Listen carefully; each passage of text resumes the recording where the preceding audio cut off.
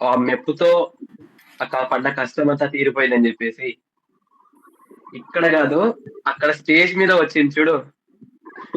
ఆ మెప్పు ఇప్పటి వరకు అక్కడ మోగే క్లాప్స్ నాకు ఇంకా ఇప్పటికి కూడా వినిపిస్తా ఉన్నాయన్న. ఆ రోజు నేను వచ్చి ఉండకపోతే ఆ బుక్ మీ ఈ బుక్ వెనక ఇంత మీరు హార్డ్ వర్క్ చేసింది కానీ అంత బుక్ విషయం గురించి కానీ నాకు తెలిసి ఉండకపోయేదేమో. అక్కడ వచ్చి అదన్నీ చూసిన తర్వాత అర్థమైంది, ఒక బుక్ బయటికి రావాలంటే దాని వెనక ఎంత ప్యాషన్ ఉండాలి, ఎంత కష్టంగా.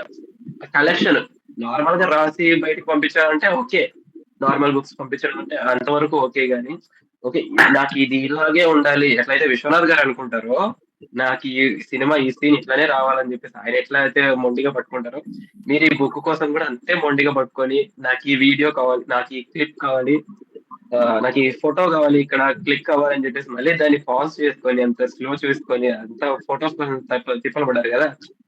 ఆ ఫొటోస్ గురించి ఆ హార్డ్ వర్క్ అంతా కూడా అన్ని ఫొటోస్ లోంచి మరి 1000 ఫొటోస్ నుంచి అంటున్నారు, అన్ని ఫొటోస్ నుంచి ఒక జస్ట్ ఒక 40 50 60 ఫొటోస్ ఫిల్టర్ చేసుకోవాలంటే అన్ని ఇష్టంతోనే తీసుకుంటాం. ఫొటోస్ అన్ని కూడా ఈ బిట్ బాగుంది ఈ బిట్ బాగుంది అని చెప్పేసి అన్ని ఇష్టంతోనే తీసుకుంటాం. ఆ ఇష్టమైన వాటిలో మళ్ళీ ఫిల్టర్ చేసుకోవాలంటే ఎంత దాని గురించి అంత ఆలోచించుకుని ఉంటారు.